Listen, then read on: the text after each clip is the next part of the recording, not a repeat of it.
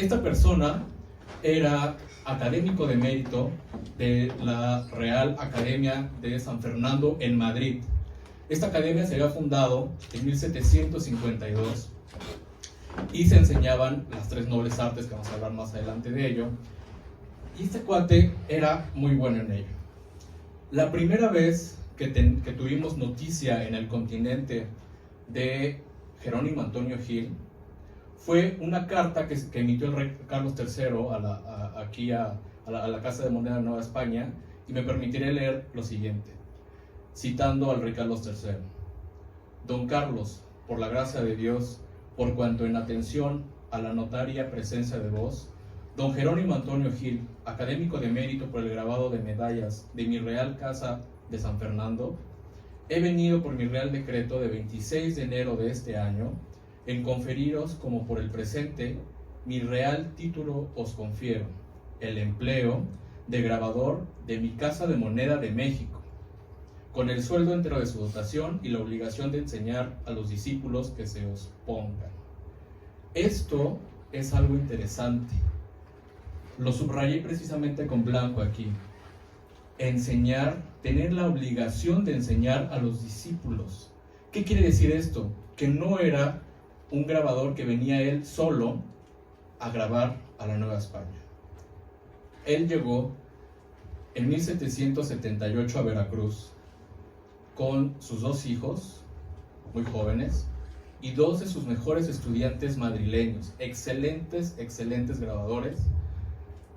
Llegó el 5 de diciembre de 1778 en el navío de Nuestra Señora del Rosario y San Francisco.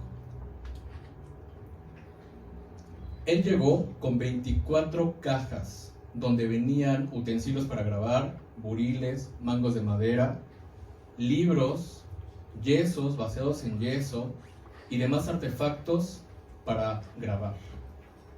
Entre los tantos libros que traía este cuate, trajo algo muy interesante, y son los estatutos, es decir, los lineamientos de la Academia Madrileña allá en España. ¿Qué traía entonces este señor, Jerónimo Antonio Gil, en la cabeza? Por supuesto, si él estaba obligado a enseñar, tenía que seguir un modelo educativo que había tenido éxito en Europa, y esto es las academias de arte. Es así como, si él llegó el 5 de diciembre a Veracruz, para el 29 ya se reporta que estaba vecindado en la Ciudad de México. Llegó a la muy noble y leal Ciudad de México, a la Real Casa de Moneda de la Nueva España, que ya hemos hablado con la licenciada Vania. Él vive aquí, en unos departamentos, según lo que nos dicen las fuentes, muy modestas, y a su vez estaba también ahí la escuela, que primero comenzó siendo como una escuela de dibujo únicamente. Para que un grabador pudiera ser bueno en la técnica de grabar, tenía que saber dibujar, porque el dibujo es la base de todas las artes. Comenzó aquí, en este espacio, la famosa escuela de dibujo, con la finalidad de formar grabadores, y el rey Carlos III lo decía en una carta, que la intención era que estos grabadores que salieran de esta escuela se fueran a sus otros reinos a ser maestros grabadores. Tenemos el caso de que uno de los dos alumnos que llegó con este cuate a Veracruz se fue a la Real Casa de Moneda de Chile, y allá siguió su carrera de grabador. He aquí que vemos una moneda de plata que pesa 103,12 gramos, está en la colección del Museo del Prado en Madrid, y ese es un grabado precisamente de Jerónimo Antonio Gil. Es muy aplaudido por su pericia en el arte de grabar, y necesito que recuerden la imagen. Aquí tengo la foto. Necesito que recuerden este perfil muy clásico de esas familias, esas dinastías familiares. Aquí dice Carlos III, padre de la patria. Fue fabricada en 1776, y vamos a reconocer en el retrato de Jerónimo Antonio Gil unos detalles muy interesantes que nos hablan de su oficio de grabador. Aquí vemos en su mano derecha un dado que es parte de el grabado en hueco. Para poder acuñar monedas se necesitan de dos dados, una contra, digamos, y en donde descansa, que en este caso se le denomina, se le llama grabado en hueco, ¿vale? Algo muy interesante que está debajo del dado, y es que sobre las artes del grabado, sobre el arte de la escultura, está la enseñanza académica.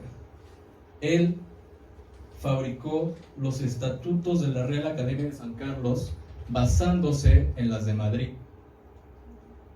A pesar de que el rey Carlos III tenía la idea de que solo se hiciera una escuela de dibujo con la finalidad de formar grabadores, Jerónimo Antonio Gil ya venía con la idea preconcebida de formar una academia de artes. Esta se denominó la Real Academia de las Tres Nobles Artes de San Carlos de la Nueva España. Y este es su escudo, sus armas. Muy bonito, es muy bonito este grabadito. ¿Alguien de aquí me puede decir cuáles son las tres nobles artes? ¿Nobles? Ajá, o las tres artes, ¿cuáles creen que sean? Artes plásticas. Muy bien, por ahí vamos. ¿Cómo? Música. Ok, otra. Bien, y otras, a ver, cuéntenme. La literatura.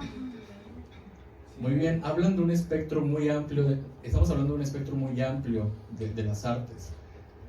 En este caso, cuando se habla de las tres nobles artes, se refiere a la pintura, a la escultura, entendida como arquitectura también, y grabado, ¿vale? Entre las artes plásticas, todo eso. Claro, sí. Acuérdense que la palabra plástica tiene que ver con las formas, ¿ok? Eso es interesante de apuntar. Ya habíamos visto esto, ¿se acuerdan? Sí. ¿A qué alude entonces estos emblemas? Por este lado, al grabado de medallas y monedas. Aquí vemos una paleta y unos pinceles. ¿A qué creen que nos alude esta parte? A la pintura, exactamente. Y por el izquierdo vemos una escuadra, un compás, un medidor. A la escultura. A la escultura, entendida también como arquitectura, ¿ok? Muy bien. Este señor, Jerónimo Antonio Gil, pues llegó solo como profesor de grabado, pero necesitaba a alguien también que enseñara las artes de la escultura. Es así que un valenciano, Manuel Tolsá, llegó en 1790 con unos vaciados de yeso. ¿Y qué creen?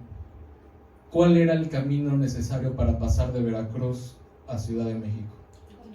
Otumba, exactamente. En algún lugar de Otumba o de este camino debe haber piezas de estas aventadas. ¿Saben por qué? Se tuvo la experiencia de que las mandaban y llegaban hechas polvo a la Ciudad de México.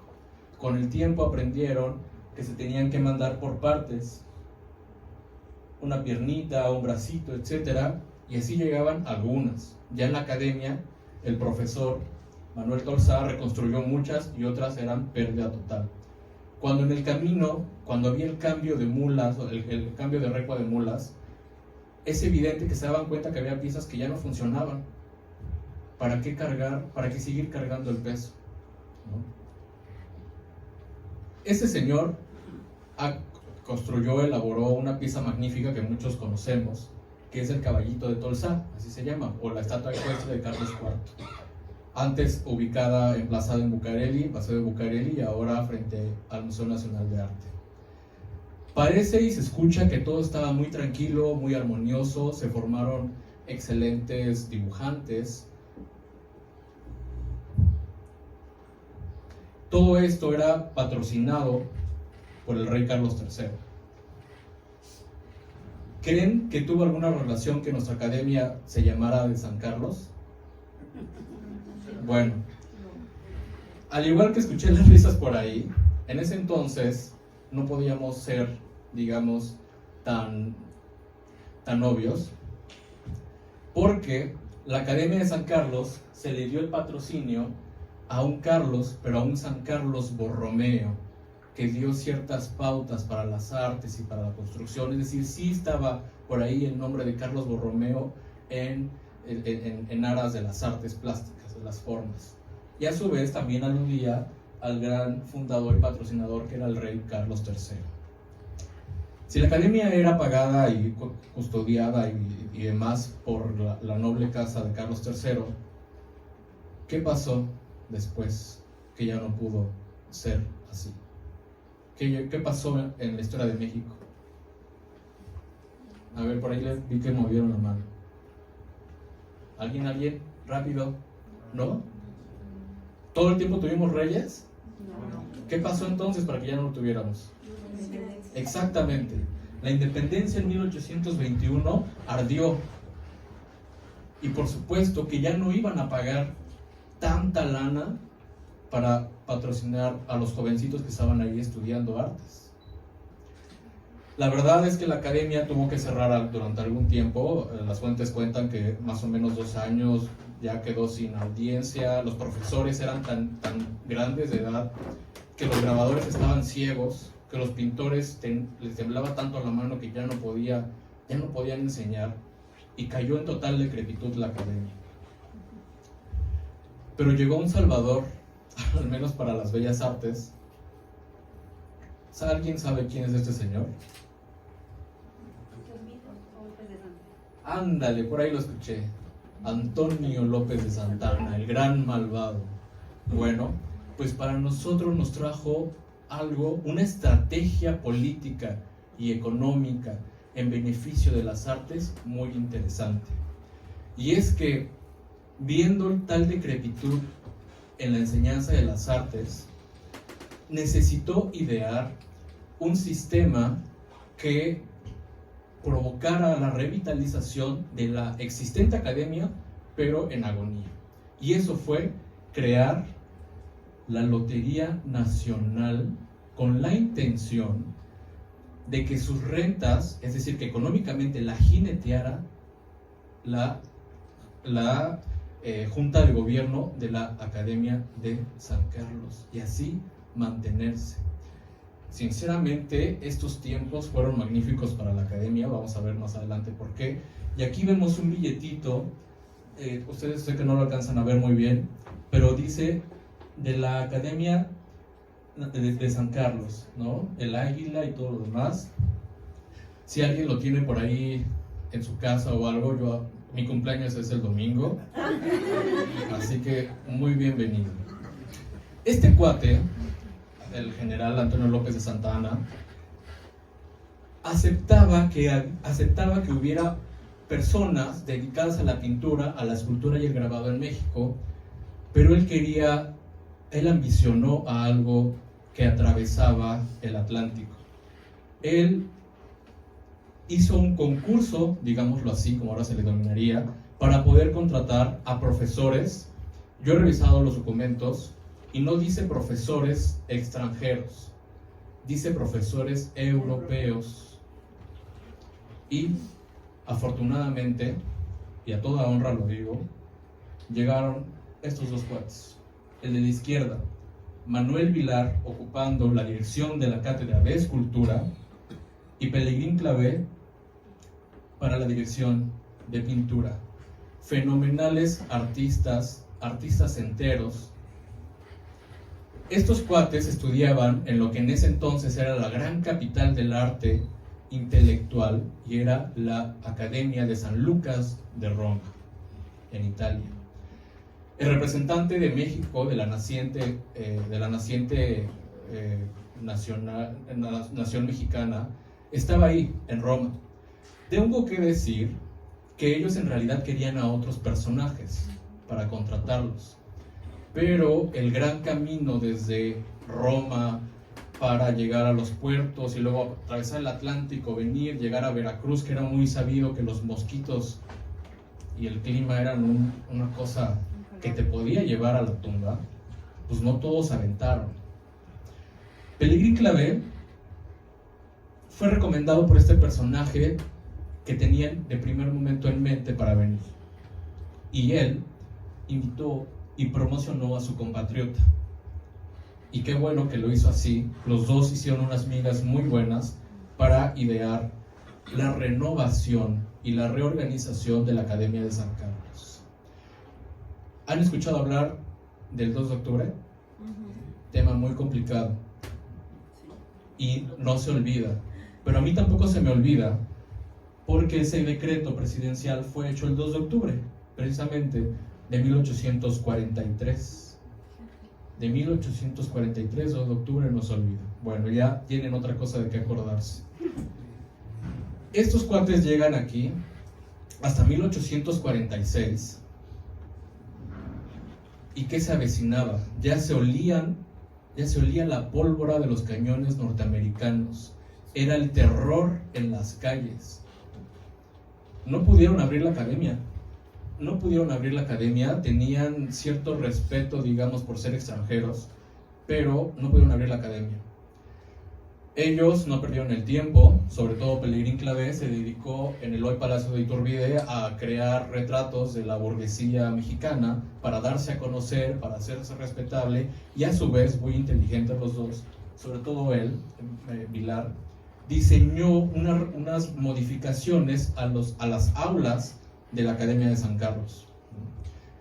Del 46 que llegaron, 47 la guerra, 48, hasta el 49 comenzaron las clases de la Academia de San Carlos. Este tlahuicole, así se llama este yeso, fue fabricado justamente por Manuel Vilar, y esta pintura maravillosa que pueden ver en el Museo Nacional de San Carlos en Ciudad de México la creó Pelegrín Clavé.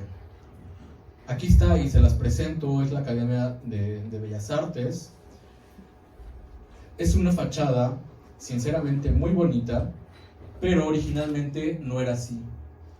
Esto es algo que siempre le digo a mis alumnos o a las generaciones nuevas que veo aquí.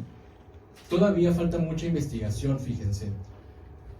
Este espacio, que antes era la calle del Amor de Dios, era porque aquí estaba el convento del Amor de Dios. Era un hospital. Por alguna razón no conocemos el diseño de la fachada todavía, no sabemos, debe existir alguna foto. La fotografía se dio a conocer en 1839, que ya estamos hablando de 1860.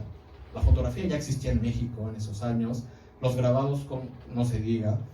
No conocemos la fachada anterior, hace falta investigación. Esta fachada la renovaron por ahí de 1852, que se contrató a este señor, Javier Cavallari, italiano de Palermo, vino para ocupar la dirección del ramo de arquitectura de la academia, y él comenzó la renovación de la fachada. Tengo que decirles, y les confieso aquí, esta fachada de la academia es espléndidamente más bonita que la de la Academia de San Fernando en Madrid. Esta es espectacular. Cuando vayan a la Ciudad de México, al centro, sobre la calle de Moneda, esta es la que está al fondo. Son 3 calles. Vayan a visitarla, es gratis entrar. Muy bonita el lugar. Es evidente que hay cosas que hacen falta de su conservación, pero estos almohadillados son muy bonitos. Aquí tiene unas letras doradas increíbles que dice la Academia de San Carlos. Los conmino a ir. Ahora sí vamos a hablar de su colección. Nuestra compañera Vania había ya comentado que un museo no es museo si no tiene una colección. En estos momentos todavía no se tenía tan discernido el concepto de exhibición. Tal vez sí el de conservación, pero el de exhibición pública no era tan habitual. Es claro que la Academia de San Carlos adquirió piezas europeas, como los vaciados de yeso que vimos hace rato, para que los estudiantes aprendieran de esto, pero no el público general. Muy inteligentes fueron los catalanes Pelegrín Clavé y Manuel Vilar, que utilizaron el método que se celebraba en Roma y en París para que cada fin de ciclo escolar presentaran los trabajos de los niñitos y así la gente viera sus avances. Algo tengo que decir, Desde el rey Carlos III, que los estatutos fueron aprobados por él, los que diseñó Jerónimo Antonio Gil, ya se pedía que 5 estudiantes de origen indígena o mestizo fueran necesarios para comenzar las clases. Esto no era para las clases altas, estaba pensado para la población en general desde el virreinato. Eso hay que tenerlo en cuenta.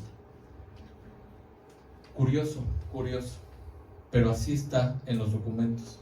Y para poderse inscribir tampoco necesitabas pagar una cuota como tal. Había 5 pensiones, cuando mínimo, para que pudieras estudiar, digamos, gratis. Aunque sí había limitantes. Regularmente estas clases eran más ofrecidas en el ramo de pintura y de escultura. En el de arquitecto, tú para poder construir necesitabas tener una sociedad, digamos, más acaudalada para poder patrocinar construcciones de tal envergadura, ¿no? Entonces, regularmente los estudiantes del ramo de arquitectura tenían una posición social más alta que los pintores o los escultores y mucho más que los grabadores. Aquí vemos, en esta imagen, se ve un poco oscura, lo siento, se ve una de las salas de la Academia de San Carlos, porque a los catalanes se les ocurrió que tenían que presentar a la sociedad mexicana las pinturas, los dibujos, las medallas, los grabados, las plantas de los arquitectos que hacían en la academia. Tal vez no lo logren ver, disculpen, pero aquí hay pura gente de frac. ¿Qué significaba eso? No hay tanta gente, ¿eh? ¿Es exclusiva para la élite? Exclusivo para la élite. Pero algo increíble sucedió. Al segundo año que comenzaron las exposiciones de la Academia de San Carlos, los catalanes dijeron: tenemos que hacer otra cosa. Vamos a fabricar un catálogo de exposición de todo lo que vamos a presentar este año. Vamos a vender unas suscripciones. El suscriptor tenía derecho al catálogo, tenía derecho a entrar 2 semanas antes, 2 semanas exclusivos para ellos, para los suscriptores, y aparte se llevaban un regalito, que era una litografía que vamos a ver más adelante. ¿Y qué pasaba después de esas 2 semanas? Estas exposiciones se hacían regularmente en noviembre y todo diciembre. Pasó esto, que a un suizo, Johann Salomon Hegi, le llamó en extrema atención. Él, con su contexto europeo, se extrañó de que en México hubiera, apreciando arte, personas descalzas, de origen indígena o mestizos, y de todas las clases convivieran en una misma sala de exposición de arte. ¿Creen que eso se veía en Europa? Contrastes tan agresivos. No se veía. Este personaje de aquí tiene los pantalones rotos, no tiene calzado, el sombrero está carcomido, y por la izquierda vemos a un señor, a un tercio, una familia nuclear, un sombrero de copa, una señora y la pequeña, que hacía contraste con una familia de posición social totalmente contraria. Increíble que toda persona pudiera entrar gratis a ver la exposición. Aquí vemos dibujitos, pinturas de los estudiantes de la academia que reproducían los interiores de la academia. Aquí no vemos personas. ¿Y saben por qué? Porque estas galerías de la Academia de San Carlos estaban abiertas todo el año para que los estudiantes fueran a admirar obras que compañeros de generaciones pasadas habían hecho y habían hecho muy bien. ¿Okay? Incluso aquí tenemos una de esas piezas, que es un pescadorcito que está aquí arriba en la sala principal. Esa es una copia de uno de estos cuadros maravillosos. Por favor, pasen a verlo cuando puedan. Estas galerías estaban compuestas principalmente, vamos a especificar todo lo que sigue de aquí en la pintura, nos vamos a especificar en la pintura, y es que se dividía en pintura virreinal, que regularmente era de temática religiosa. Todo lo que habían sacado de la expropiación, digamos, de los bienes del clero, algunas piezas seleccionadas por los profesores ingresaron a la colección de la academia, muchas otras se quemaron, muchas se quemaron.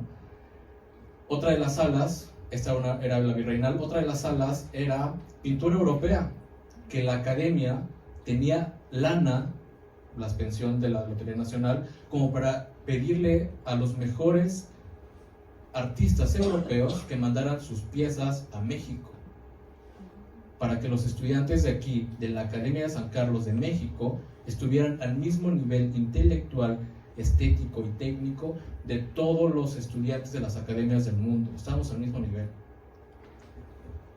Otra de las salas, y es esta, es precisamente la sala de pintura moderna, que era lo que hacían los profesores y los estudiantes de la academia. Aquí vemos una pintura que fue la que elegí para la portada de esta presentación, hecha por José María Ibarrarán y Ponce, un muy buen estudiante al que le hemos perdido la pista, no sabemos ya después qué pasó.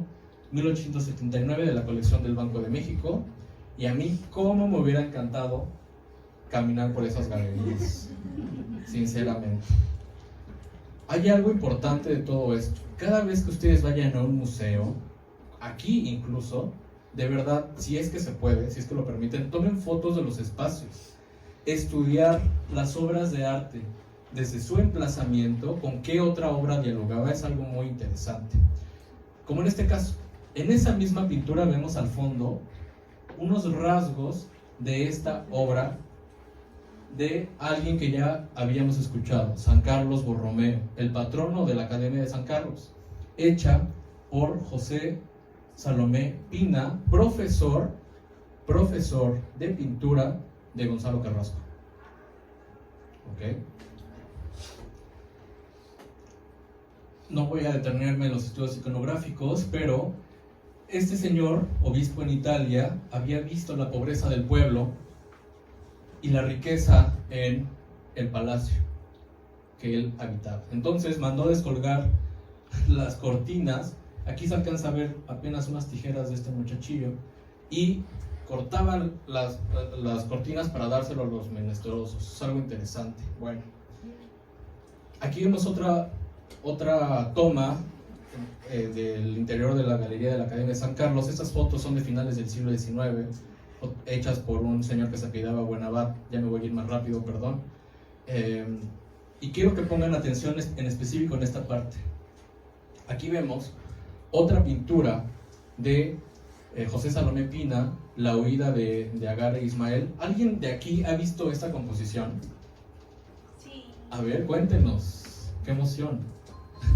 Cuéntenos. En un libro. En un libro. ¿Y en dónde más?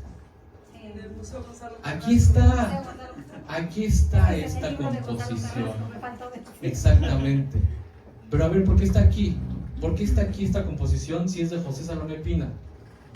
En ese entonces había un litógrafo muy famoso, el más famoso del último cuarto del siglo XIX, Hipólito Salazar, que litografió esta composición y la tenemos aquí en el pasillo. Por favor, vayan a verlo.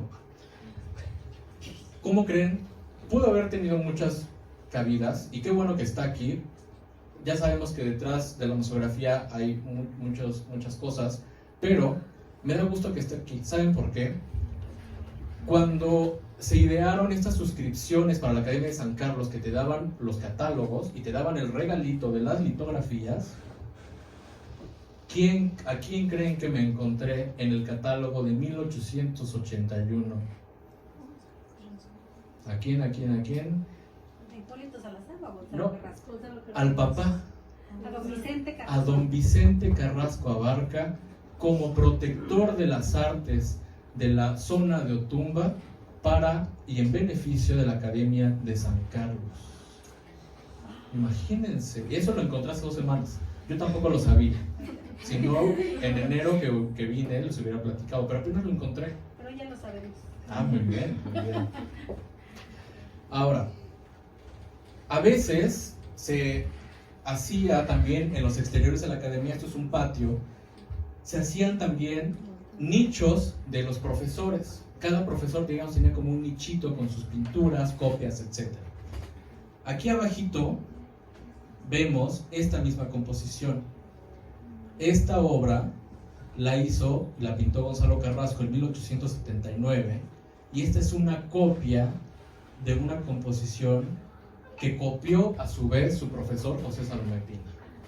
Es así como con estas fotos podemos ir localizando las diferentes pinturas. Ahora, ya vamos a acabar, ya casi vamos a acabar. Esa es una de las partes más bonitas, siento yo. Aquí vemos otra vista de la Academia de San Carlos, uno de los patios principales. Podríamos detenernos en la mayoría de las piezas. Afortunadamente la mayoría se conservan.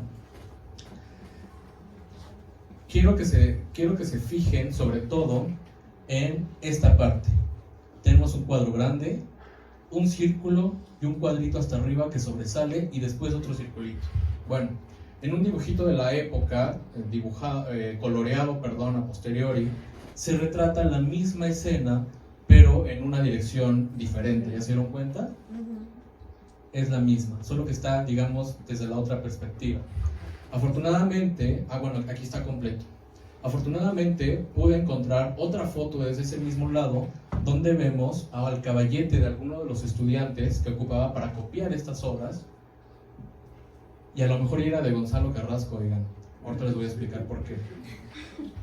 Vemos aquí otra vez, cuadro grande, apenitas si se alcanza a ver un circulito que es de este tondo. Los que son circulares se llaman tondos, y este cuadro en el que nos vamos a interesar aún más. Ahí se ve un acercamiento de ambos. A mí me parecía curioso. Este cuadro también es de José Salomé Pina, profesor de Gonzalo Carrasco. Ese es el original, y aquí lo estoy contrastando con el dibujito y aquí con la fotografía. Curiosamente se había perdido de la pista de las colecciones públicas, porque muchas de las pinturas que están aquí o están en la Academia de San Carlos, sobre todo las europeas, o están en el Museo Nacional de Arte. Se dividieron las colecciones. Bueno, esta yo no la había visto, no estaba en los catálogos, y un día en mi escuela me la encontré. Ahí estoy yo, ese monstruito soy yo. Me la encontré curiosamente, y cuando la vi de cerca, porque hasta ese momento la pude ver de cerca, antes solo la conocía con los dibujitos que habíamos visto, me di cuenta de este detalle que están viendo ahora. Les prometo que algún día les voy a traer un detalle para que todo el mundo lo vea, y es esto: un ejercicio de Gonzalo Carrasco, copia del cuadro de su profesor. Es el mismo, pero idéntico. está maravilloso, está bonito, y lo he visto, es una cosa así, está precioso. ¿Qué significa? Que obviamente puso su atril en las galerías de la academia para copiarlo. Era un ejercicio obligado de la escuela, es como ahora los exámenes, tienes que hacerlo, sí o sí. Después de este bonito momento, nos vamos otra vez a la última sala de la Academia de San Carlos, igual pintura contemporánea, y por el lado izquierdo vemos una pintura que tiene una lectura increíble para todas las mujeres que se interesen en la historia de su género. La lectura que hizo la doctora Angélica Velázquez Guadarrama sobre este cuadro, La flor marchita o La flor muerta, de Manolo Carranza, es preciosa. La encuentran en internet, se llama así, Castas o Marchitas. Está increíble, es muy bonito el artículo, por favor léanlo. Y ahí encontramos, en esa sala que estaba expuesto arriba, un poco lejos de la mirada pública, habría sido una censura también, quién sabe. Aquí vemos en esta sala otra cosita por aquí, apenitas se ve un rasgo, y es este cuadro pintado por Luis Monroy, que se llama El hijo pródigo, que hace alusión a la parábola bíblica. Muy bonito cuadro. Y finalmente vemos esta pieza increíble que pueden ver en el mural, es gigante. Desafortunadamente perdió el marco original, y es este: Félix Parra, Fray Bartolomé de las Casas. Félix Parra fue el pintor de esta magnífica obra, y este era su taller de Félix Parra. Miren, Este es su taller, aquí pintaba. Fue hecho por Félix Parra. Está ahorita en Michoacán. Y vean esta pieza que está aquí, una escena muy triste que se llama Los huérfanos ante el sepulcro de la madre, hecha en 1870. Hoy en día es de la colección del Munal, no está expuesta ahorita. Una escena muy cruda que se vivía a diario en el siglo XIX. Aquí está otra sala. Ya vamos a acabar, solamente quiero que vean estas columnas. Aquí es evidente que vemos el interior del Arca de Noé, así se llama esta pieza que estaba expuesta aquí. Pero quiero que vean estas columnas y el espacio. Es muy importante el espacio. Lo vamos a tener que recordar en dos siguientes diapositivas. Al fondo de esas columnas se ve esta obra que se llama Caridad Romana. A veces, en el siglo XIX, el decoro era muy importante. Esto podría llamar la atención e incluso el escándalo de la sociedad contemporánea que ha visto tantas cosas. Bueno, en realidad, la sociedad burguesa en específico del siglo XIX estaba muy bien enterado a partir de las gacetas y diarios que había todo el tiempo de esta escena. Y en realidad es una escena de caridad muy amable. Este señor estaba preso en las catacumbas, destinado a morir porque no podían pasarle comida, en la oscuridad y en la miseria totalmente. Ella pidió permiso para poder pasar sin comida, sin nada. Era su hija. Ella estaba amamantando a su propio hijo y ahora, por caridad y por retribución de amor, le tocaba regresarle la vida a su padre, que estaba a punto de morir. Y así sobrevivió. Esa es la historia de la caridad romana. Regresando a las columnas, aquí es algo que nos interesa mucho. Ya no está el gran cuadrazo, ya se dieron cuenta del Arca de Noé, ya no está. Ahora está una cosa que apenas si se alcanza a ver, y es esta pieza que estaba ahí colgada. Joven el estercolero, nuestra gran pieza de la historia del arte. Esta pintura, Joven el estercolero, ha sido y seguirá siendo dictaminada como la mejor pieza de arte, digamos, religioso de finales del siglo XIX, hecha por supuesto por nuestro queridísimo Gonzalo Carrasco en 1881. Gracias a esta pieza ganó el primer premio en composición de la Academia de San Carlos y recibió un premio presidencial, medallas. Se la compró la Academia por 250 pesos de aquel entonces, que era una lana. Bueno, esta pieza viajó por el mundo, incluso cuando se inauguró la Torre Eiffel en 1889, Joven el estercolero estaba ahí, no crean que es cualquier pieza. Aquí vemos una revistita de 1894, la Exposición Colombina de Chicago, y este es un catálogo como de 600 páginas, y ahí me tienen a mí a las 4 de la mañana buscando pieza por pieza, página por página, y me encontré este cuadrito. Maravilloso, porque me encontré a estos cuates aquí. ¿Quiénes son? Increíble, y lo que nunca, dos piezas del mismo artista para mostrar en una reducida plantilla de obras. Dos se fueron al extranjero: Job, que ya habíamos visto, y La Caridad de San Luis Gonzaga, pintada también por Gonzalo Carrasco en 1883, de la cual también ganó premio y de la cual también la Academia adquirió para sus colecciones. ¿Qué significaba que la Academia introdujera piezas a sus colecciones? Que era una pieza tan magnífica que sus demás generaciones tenían el deber de superar estas piezas con la técnica de la copia. A la izquierda, esto es algo muy bonito que me trastoca, es la pintura de José María Barrarán, compañerito y muy amigo de Gonzalo. Esto no se sabía. Yo en las colecciones de la familia me encontré, entre las muchas cosas que afortunadamente siguen conservando, un dibujito muy sencillo, medianamente pequeño, que está firmado por este señor, José María Barrarán, y dice: para mi gran amigo Gonzalo Carrasco. Le regaló un dibujo curioso. Esta unión de estos dos es algo interesante. Han estado juntos en las exposiciones contemporáneas del Museo Nacional de Arte, junto con piezas que ya habíamos visto, ¿se acuerdan? Estas piezas curiosamente las ponen a dialogar mucho, muy interesante. Pero vamos a terminar con una noticia triste, y es que, para empezar, él perdió su marco. Se lo robaron, se rompió, hasta ahorita no sabemos. Y desde el 2019, Joven el Estercolero no ve la luz pública. Así me lo encontré en los gabinetes del Museo Nacional de Arte, aventado.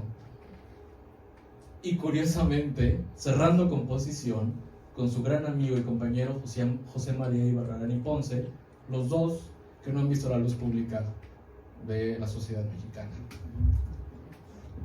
Muchas gracias.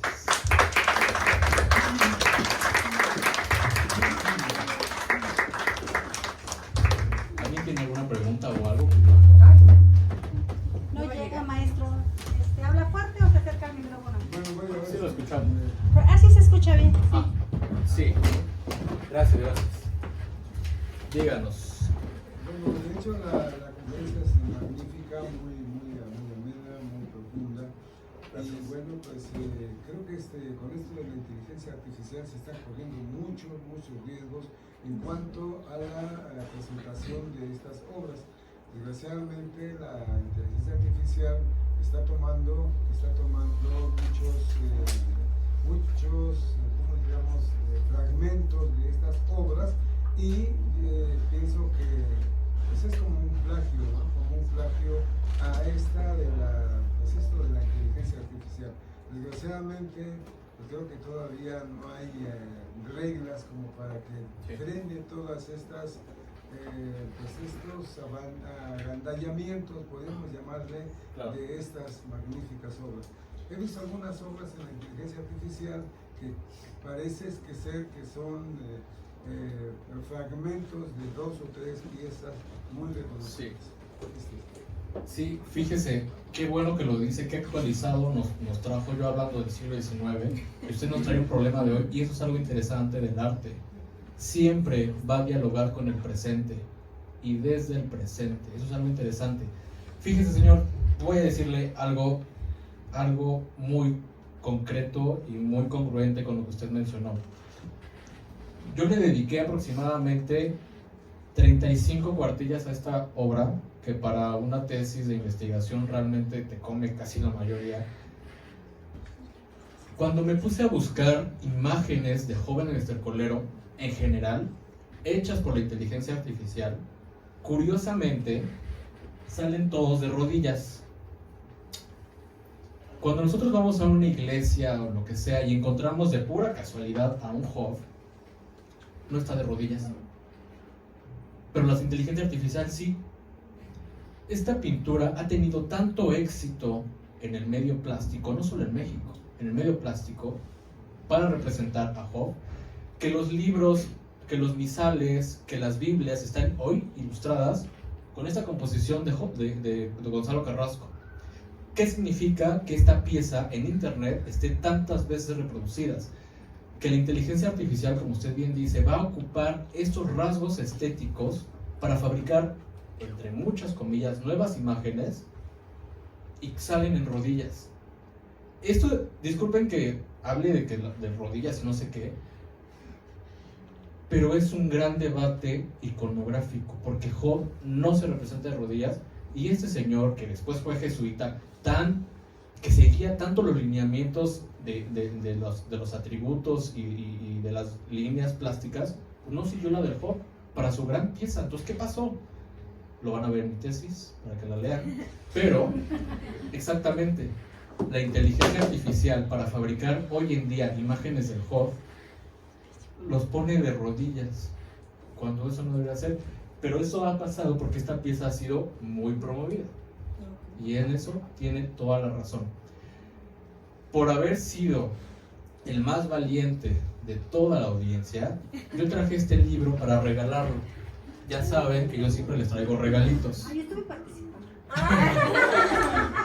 En toda la exponencia. Y eso les va a servir para que en junio, que nos vamos a volver a ver, vengan.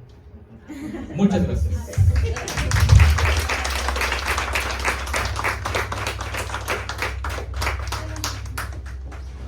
Bueno, buenas tardes. Hola, buenas tardes. Antes de que se arrepienta. Primero Sí. vamos a ver. Primero que nada, también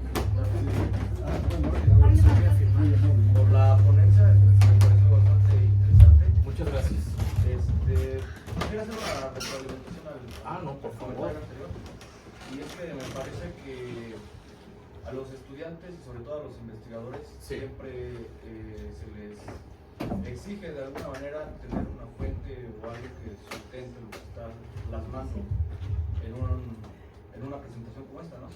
Y continuando con el debate de la inteligencia artificial, me parece que es ahí donde se encuentra el fallo, porque la inteligencia crea nuevas imágenes a partir de otras obras ya existentes, pero no menciona cuáles son estas obras que ha tomado o que ha Así es. consultado para crear esta nueva imagen. Sí. Entonces me parece que es ahí donde está el meollo del asunto, porque reitero, a los estudiantes, principalmente a los investigadores, Sí. a los historiadores, se les forma para hacer esto, para hacer una nueva línea de investigación respaldada en tesis, en artículos, en libros, en documentos, y la inteligencia artificial que está pues, manejada, digamos, por alguna empresa, por algún corporativo, Claro. es realmente lo que no hace, ese es digamos, el charco que se brinca. Una pregunta adicional a este comentario. Sí. Me perdí un poquito ahí en la historiografía de la academia. Esta academia viene como, digamos, respaldada o tratando de emular a otra academia, a una europea, y me perdí en esa parte. Escuché que mencionó la de Roma, la de Madrid, Sí. pero ahí me perdí un poquito en esa parte. Sí, no, está muy bien. Qué bueno que lo mencionas. Voy a responder primero esta y voy a hacer un comentario final respecto al tema de la inteligencia artificial. Perdón, el micrófono.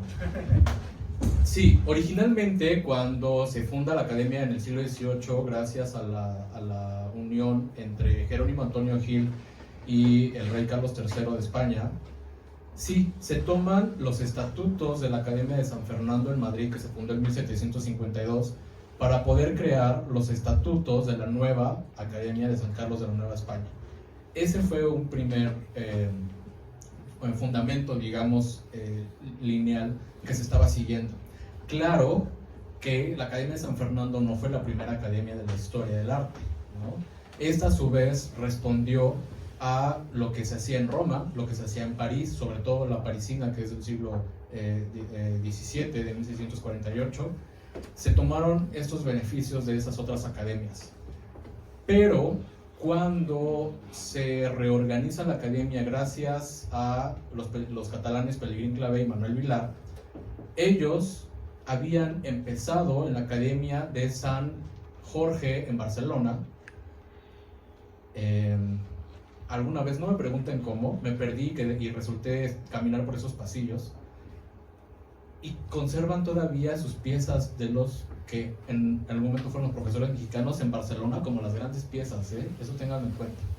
Bueno, ellos empezaron en la Academia de San Jorge en Barcelona, en la zona de Cataluña, y de ahí, gracias a su pericia y a sus obras, se fueron a la que se creía la más novedosa, que era la de San Lucas en Roma, ¿no? Ellos, los catalanes, en realidad tomaron un poco más de la Academia Romana.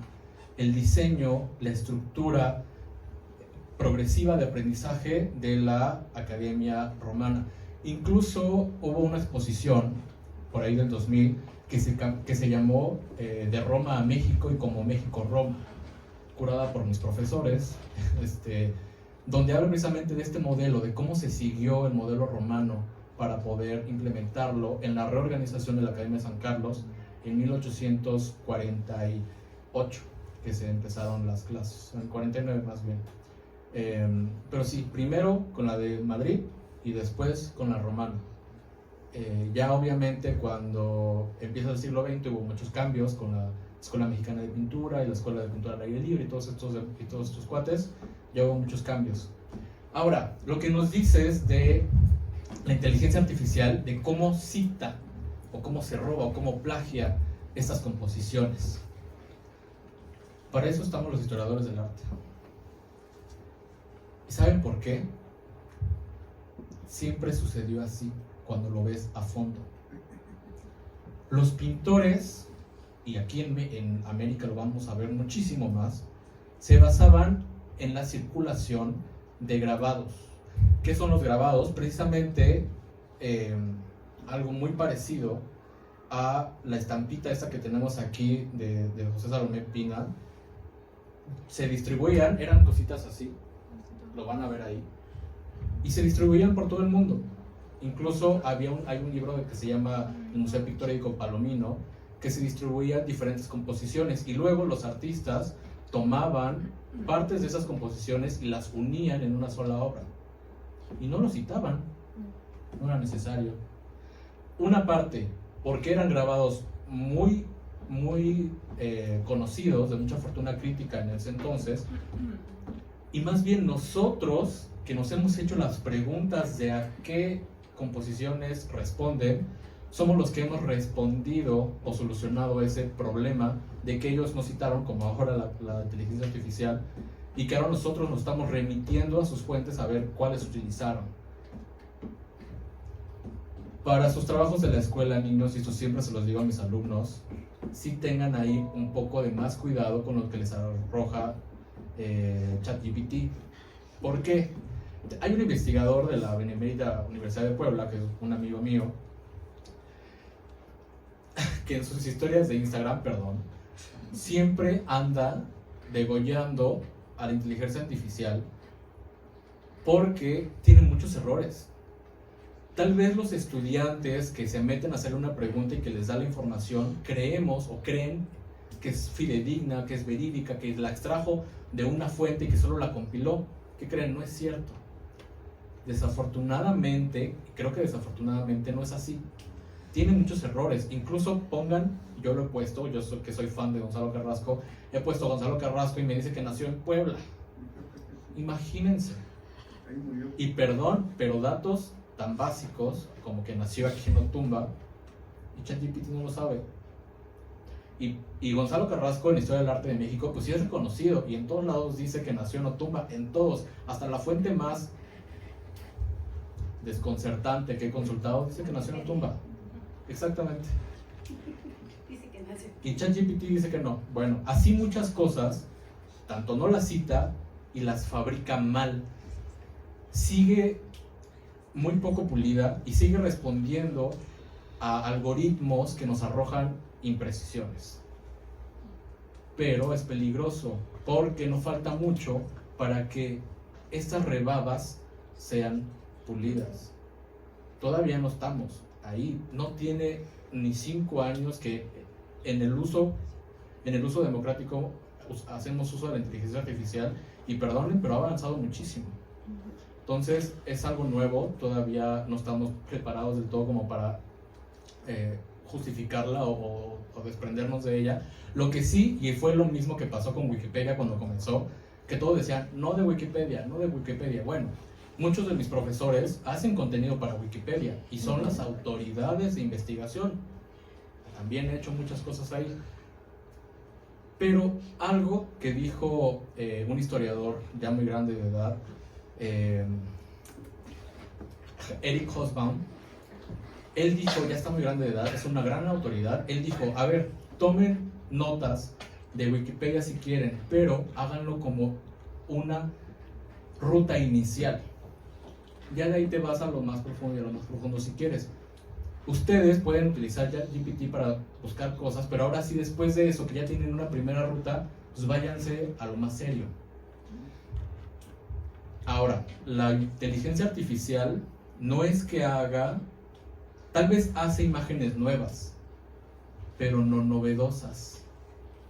La novedad y lo nuevo son cosas muy diferentes, al menos en las composiciones plásticas. La novedad es algo que no se ha visto, que no se ha retomado del todo de una composición ya hecha. Lo que hace la inteligencia artificial es retomar, como dice el compañero, como dice el señor, pues, composiciones ya fabricadas, ya estudiadas, ya medidas de otros artistas, que a su vez lo tomaron de otros artistas y a su vez de otros artistas que nunca se citaron en algunos casos, y simplemente replican las composiciones. Lo cierto, y esto es con lo que voy a terminar, es que la novedad en el arte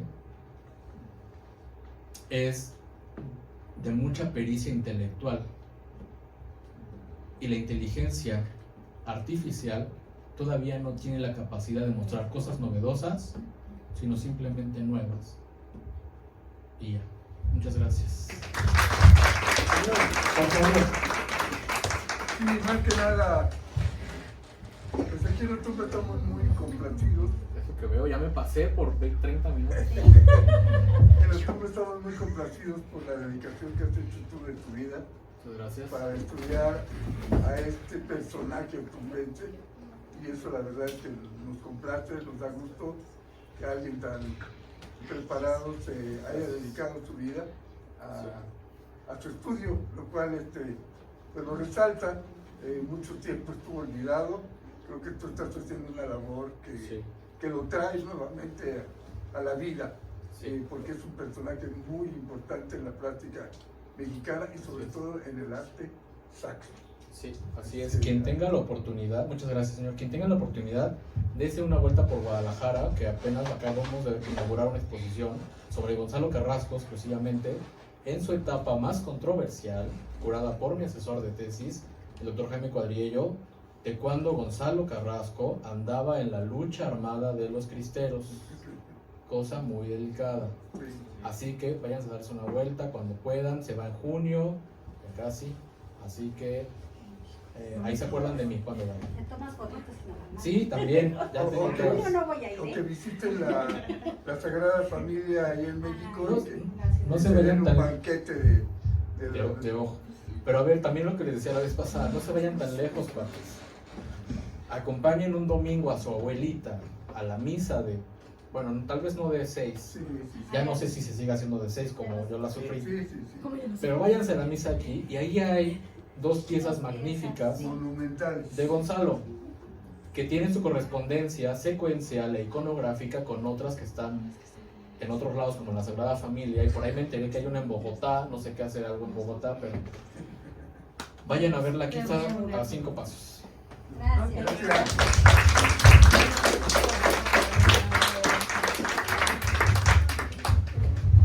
Muchas gracias, pues es un placer escucharte. No había tenido la oportunidad, y a pesar de que trabajo aquí, es la primera vez que te escucho. Y bueno, ya quiero saber más, ¿no? Tu charla nos invita a investigar. Sí, voy a pedirle a la profesora Irma Coronel Meneses, encargada del despacho, para que haga entrega de un merecido reconocimiento.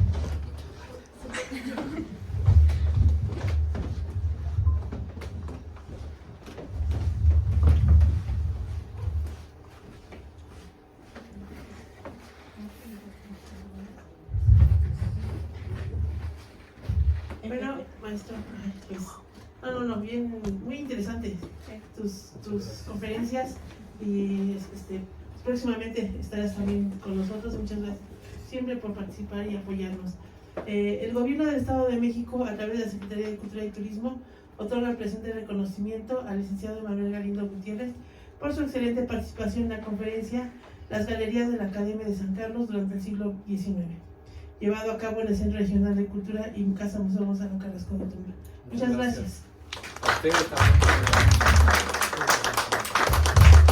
Y pues esta actividad es el marco, pues el 18 de... ¿Dices que tu Es mi cumpleaños? cumpleaños. Cuando estudié museografía, porque hice la especialización, mi profesora de museografía me decía, oye, es que tú estás hecho para los museos. Tu cumpleaños es el mismo día que el Día Internacional de los Museos. Así es, el Día Maldición Internacional o de los bendición. Museos. Pues felicidades. Muchas gracias. Muchas gracias. A ustedes les agradezco su visita, su atención, y pues las invitamos también a que lean nuestra cartelera, sigan nuestro Facebook, Gonzalo Carrasco, y ahí encontrando nuestras actividades. le pedimos igual al señor Luis, presidente del patronato, y agradecerle también su Muchas asistencia. gracias, señor, siempre. Felicidades, ¿eh? Sí, gracias, gracias. Felicidades. Gracias. Sí. Perdón que sea de trooper, padre, pero Sí, por favor, me gusta dejar un mensaje. Ay, muchas gracias. Está asustadito. Pues miren, me voy a permitir hacer un pequeño comercial. El día martes, este martes que viene, el 22 de mayo, vamos a tener una clase magistral de concheros. Vienen de la Secretaría de Cultura, viene el maestro de la Escuela de Danzas Mexiquenses y va a impartirlo en forma gratuita. Están invitados, ya si conocen a personas, a jóvenes, a maestros que les interesa esta danza. Vienen jóvenes también a presentarse de una compañía de danza y van a presentarse en ese taller. Es totalmente gratuito, empieza a partir de las 4 de la tarde, de 4 a 6 de la tarde. ¿Sí? Gracias, señora de la mexicanidad. El martes, sí. Y sí, bueno, y le digo, lean nuestra... ¿Es de danza o es de temazcal? Danza. Ah, de danza. Sí, es de concheros. Sí. Bueno, pues muchas gracias. En la parte de atrás, que guste tomar un cafecito, un té, hace mucho calorcito, pero pues igual una galletita. Gracias, ¿no? Con mucho gusto. Le diste el primero mole, ¿verdad? A mí es mejor regalo que me pueda hacer.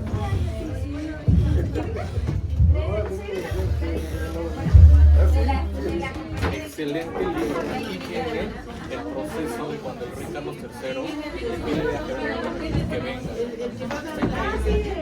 Es corto, muy conciso, increíble. Tienen imágenes. Sí. La familiar de que lo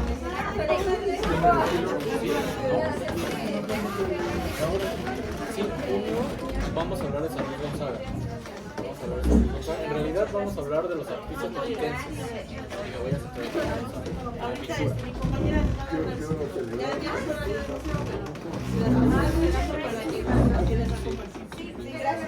Muchas gracias. Nos vemos aquí pronto. Sí, me da mucho Ya no había Maris. Ahí está. Ya, Sí, estoy ya está. Ah, no, por favor. Señor León, por favor. Uno cada lado. Tanto para de Así mire. No, vamos.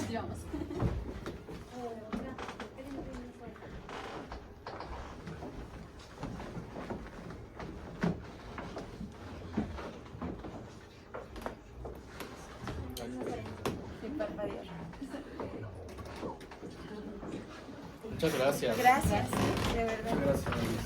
Siempre es una maravilla tenerla. Ya nos queda una cita pendiente. Claro. Sí, claro que sí, con todo gusto. De verdad, muchas gracias. Carmelita va a dar una visita. Ay, por favor, vámonos. Ya está, ya no están las Lista. flores, pero son de invitados oficiales. De verdad, muchas gracias. No, eso es genial, ya está bien todo. Hasta luego. Hasta luego.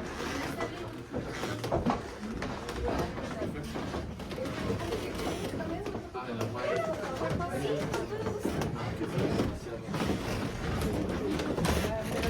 ¿La pueden tomar? Claro. Ah, si gustan, como gusten.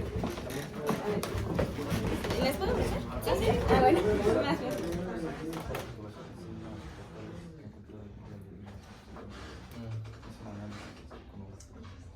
A ver, revisa, ¿cómo? Yo, mis amigos de gobierno, ¿Son estudiantes de la Casa de Cultura o venimos a hacer nuestros servicios mándame un sociales? correo. Ay, Apúntame mi extraño correo. hacer el servicio social. Y le Disfrútenlo pregunto. mucho. A ver qué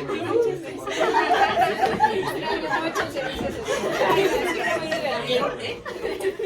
Están con lo que están aprovechando por estas Sí, actividades. justo. Aprovechan mucho. Aprovechen cada instante porque se va así. Sí. Después van a decir, ¿cómo no De aproveché? repente ya acabaste la carrera y Mándame más o menos un tema. ¿qué carrera Y yo le pregunto a Carlos si Administración. podemos mover algo en el arte contemporáneo. Una de Pero mis todos mejores modos, chamba amigas de tu lado con tus profesores. es administradora y la Para conocí hacer en el servicio presentaciones social. en la universidad. En el Por museo, eso empiezan. ella estuvo ahí administrando el área Mándame cultural. correo y hablamos. Entonces, Hablamos más seguido. No saben qué les depara la vida. Tú querías llegar. Muy bien. Entonces eres Ricardo. No, y te lo digo. Ya acabé. ¿Cómo te hacías? Porque a mí me parecía una plaza ahí, pero no,